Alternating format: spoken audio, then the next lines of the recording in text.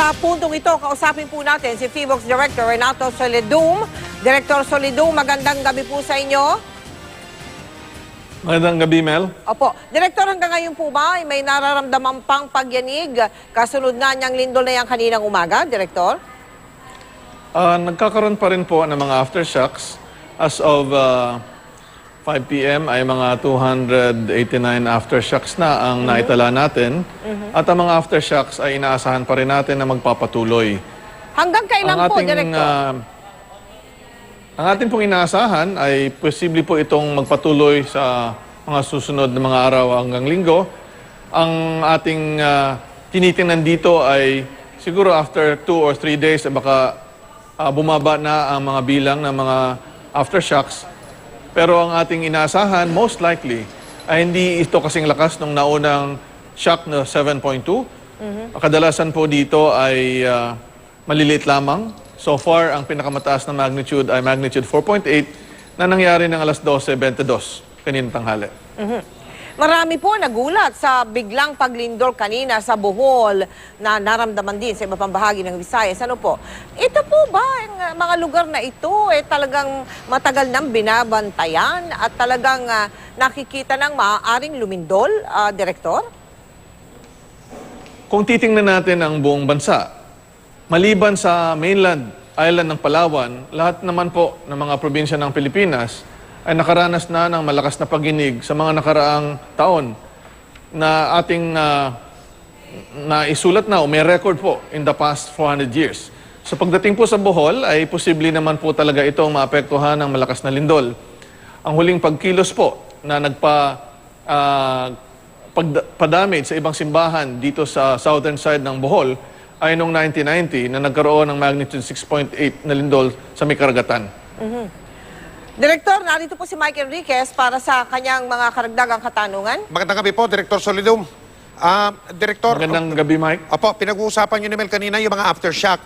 Pakipaliwanag lang po sa mga nakikinig at mga nanonood, pati na po sa mga lokal na mga opisyal doon sa mga lugar na tinamaan ng lindol o naapektuhan, kung ganong kahalaga yung masusing pag-examine o pagtingin doon sa mga gusali dahil baka mga hindi nga bumaksak o gumuho nung unang pagyanig, yung pinakamalakas, pero rumupok naman at baka doon na bubigayan sa sunod-sunod na mga aftershock, Director. Paano ba yan? Tama po yan.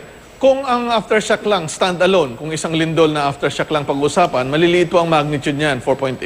Hindi po natin inaasahan na kung sila lang ang mangyayari, ay magdudulot ng kapinsalaan.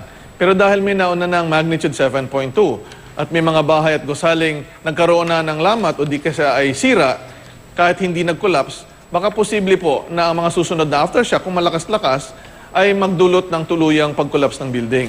So importante po talaga, kahit hindi naman masyadong grabe ang damage, na ma-inspect ng local building officials, mga inhenyero, ang lahat ng building sa lugar na nasalanta ng isang malakas na paglindol upang matiyak ang kaligtasan ng ating mga kababayan. Pangalawa, hindi dahil sa aftershock lamang, kundi sa mga susunod na lindol na pwedeng manggaling sa ibang bahagi ng Visayas o Mindanao na aabot hanggang Bohol ay hindi na magdulot pa ng lalong kapinsalaan. So, ang sinasabi nyo, Director, kahit sa Bohol nang galing, itong lindol na ito kaninang umaga, posible na magkaroon ng lindol sa iba pang bahagi ng Visayas at ibang bahagi ng Pilipinas. Ganun ba ang lindol, Director? Well, posible naman po. Hindi sila magkaugnay. Hindi naman ito magkapit-bahay ng mga fault. So, independently, pwede silang kumilos at magdulot ng pag-uga ng lupa. So, pagdating sa mga nasirang mga building o sira na, hindi na dapat ginagamit kung talagang sirang-sira. Kung pwedeng ayusin, ayusin po. Opo. Pero bago po natin mapagdesisyonan kung anong gagawin sa mga bahay, pwedeng gamitin o hindi na, dapat mag-inspeksyon ng tama. Kasi nga po, hindi naman kailangan sa Bohol lang ang lindol. Pwedeng sa susunod na taon o ilang taon mula ngayon, ang lindol naman ay manggaling sa ibang lugar na aabot sa Bohol, delikado pa rin yung mga sira ng bahay. Opo, sa panghuli po, sa pagtatapos ng ating panayam ngayong gabi, Direktor, ano may papayo nyo doon sa mga kababayan natin na makakaranas na malakas sa pagyanig, pati na po yung mga naapektuhan na ng lindol? Sige po, Direktor. Unang-una, wag po silang magpanik kapag nagkakaroon ng mga pagyanig na mga aftershock. Ito po ay normal na pangyayari kapag may malakas na paglindol. Ito po ay sanhi ng patuloy na pag-a-adjust pa ng mga bato dahil po sa pagkilos ng fault kanina. Ang importante po ay maliban sa pag-inspeksyon ng mga buildings at mga bahay ay sundin po ang kautosan ng mga disaster managers, local building officials at mga chief executives para sa kanilang kapakanan. Magkaroon po sila ng pag-review o pagsuri ng kanilang kahandaan mismo para naman mas handa na sila kapag meron pang paparating na mga lindol, kahit hindi sa mga susunod na araw, lalong-lalo na sa mga susunod na taon kasi hindi naman tumitigil yung pagkilos ng iba't ibang mga lugar dito sa ating bansa. At mga kapuso, inuulit po namin, wala pa pong paraan na nadidiskubre ang siyensya para malaman natin kung magkakalindol o hindi. Hindi katulad ng bagyo na pwede nating tutukan malayo pa at papalapit pa lang. Marami pong salamat sa kaalaman at sa impormasyon. Direktor Solido, magandang gabi po sa inyo. Maraming salamat, Mike.